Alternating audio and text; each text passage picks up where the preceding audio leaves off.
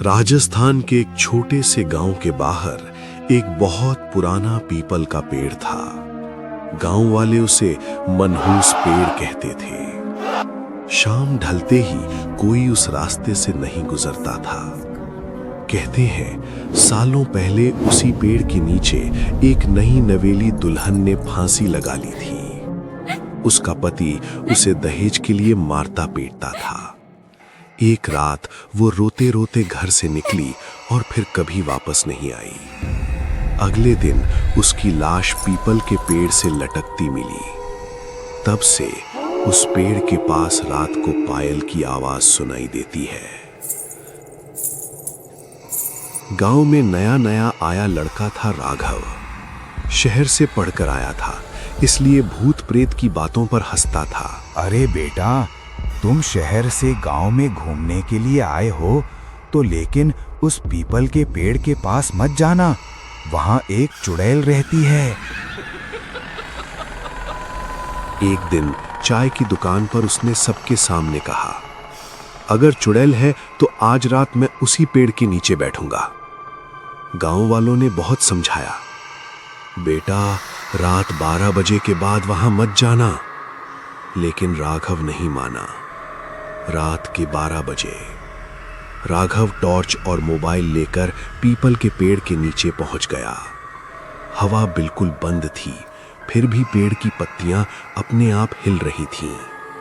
उसने मोबाइल निकाला और वीडियो बनाते हुए बोला, देखो यहां कुछ भी नहीं है। तभी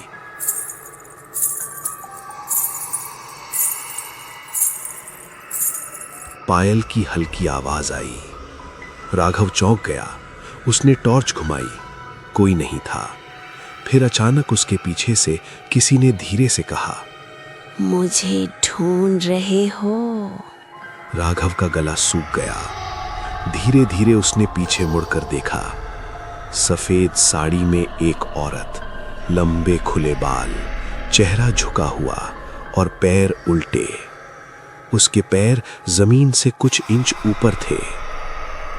राघव भागने लगा, लेकिन उसे लगा जैसे उसके पैर भारी हो गए हों। चुड़ैल हवा में तैरते हुए उसके सामने आ गई।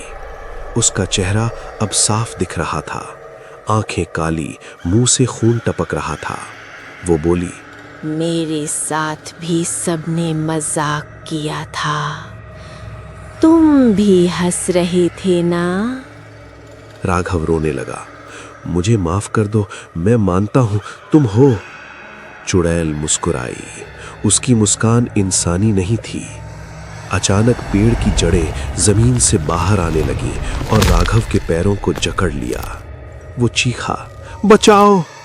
लेकिन उसकी आवाज जैसे हवा में गायब हो गई। अगली सुबह गांव वाले उस रास्ते से गुजरे। पीपल के पेड़ के नीचे राघव का मोबाइल पड़ा था। वीडियो अभी भी रिकॉर्ड हो रहा था। गांव वालों ने वीडियो चलाया, लेकिन राघव नहीं माना। रात के 12 बजे राघव टॉर्च और मोबाइल लेकर पीपल के पेड़ के नीचे पहुंच गया। हवा बिल्कुल बंद थी, फिर भी पेड़ की पत्तियां अपने आप हिल रही थीं। उसने मोबाइल निकाला और वीडियो बनाते हुए बोला, देखो यहां कुछ नहीं है। तभी पायल की हल्की आवाज आई। राघव चौंक गया। उसने टॉर्च घुमाई, कोई नहीं था। फिर अचानक उसके पीछे से किसी ने धीरे से कहा, मुझे ढूंढ रहे हो? राघव का गला सूख गया। धीरे धीरे उसने पीछे मुड़कर देखा। सफेद साड़ी में एक औरत, लंबे खुले बाल, चेहरा झुका हुआ और पैर उल्टे। उसके पैर जमीन से कुछ इंच ऊपर थे। राघव भागने लगा, लेकिन उसे लगा जैसे उसके पैर भारी हो गए हों। चुड़ैल हवा में तैरते हुए उसके सामने आ गई। उसका चेहरा अब साफ दिख रहा था, आंखें काली, मुंह से खून टपक रहा था। वो बोली, मेरे साथ भी सबने मजाक किया था, तुम भी हंस रही थी ना? राघव रोने लगा, मुझे माफ कर दो, मैं मानता हूं तुम हो।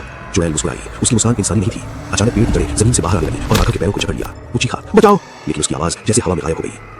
पहले तो राघव हंस रहा था, फिर अचानक स्क्रीन हिलने लगी और आखिरी फ्रेम में राघव पेड़ के नीचे खड़ा था, लेकिन उसके पीछे वही सफेद साड़ी वाली चुड़ैल खड़ी थी, धीरे धीरे कैमरे की तरफ देखती हुई।